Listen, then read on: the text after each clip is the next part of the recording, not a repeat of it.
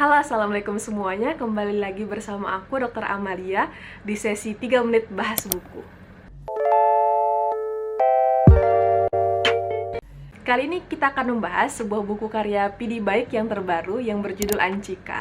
Jadi pasti teman-teman udah tahu yang namanya Dylan karena sudah ada filmnya dan dibintangi oleh Iqbal.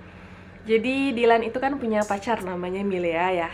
Tapi mereka kan putus pada akhirnya. Nah, pada tahun 1995, si Dylan ini bertemu dengan seorang remaja yang masih SMA yang bernama Anchika. Nah, jadi mereka bertemu di mana sih kisahnya? Jadi si Anchika ini punya om yang namanya Mang Anwar.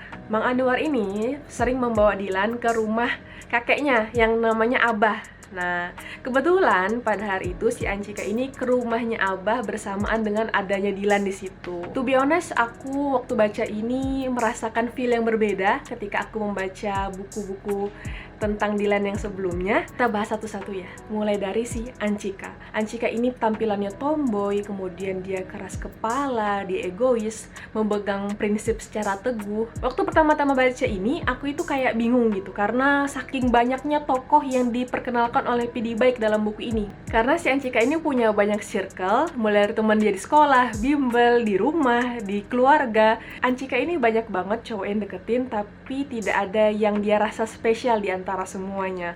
Dari sisi Dylan, aku merasa Dylan yang udah kuliah ini dia lebih dewasa, udah lebih mateng, pemikirannya nggak sependek kayak dulu, nggak mudah tercuat emosinya. Kemudian dia juga udah nggak tawuran dan nggak sibuk sama geng motornya lagi, tapi lebih sibuk terhadap organisasi dan bekerja. Tapi ya gombalan dan recehnya sama kayak dulu. Dan ketika si Anchika ini udah masuk kuliah di Unpad dan Dylan ini kuliah namun sudah bekerja, mereka akhirnya memutuskan untuk menikah. Sebenarnya konflik dari buku ini terletak di bagian-bagian akhir ketika si Anchika ini udah tahu ada mantannya Dylan yang namanya Milea, dan kisah pacaran mereka itu terkenal banget waktu si Dylan SMA. Dan seperti cewek pada umumnya, Anchika ini akhirnya merasa kepikiran dan menanyakan langsung nih kepada Dylan tentang Milea. Dan aku di sini amazed banget sama cara bunda atau ibunya Dylan itu dengan secara tegas memanggil si Anchika serta Dylan untuk duduk bersama-sama bertiga dan membahas tentang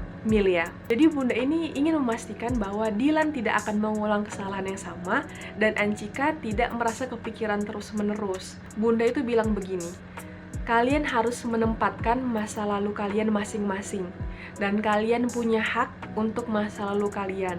Dylan berhak atas sejarah hidupnya dan Anchika juga berhak atas sejarah hidupnya. Jadi, buku ini adalah tentang bagaimana si Dylan bertemu dengan orang yang tepat baginya dan bagaimana si Anchika ini bisa menerima masa lalunya Dylan yang terdiri dari 3 buku sebelumnya itu.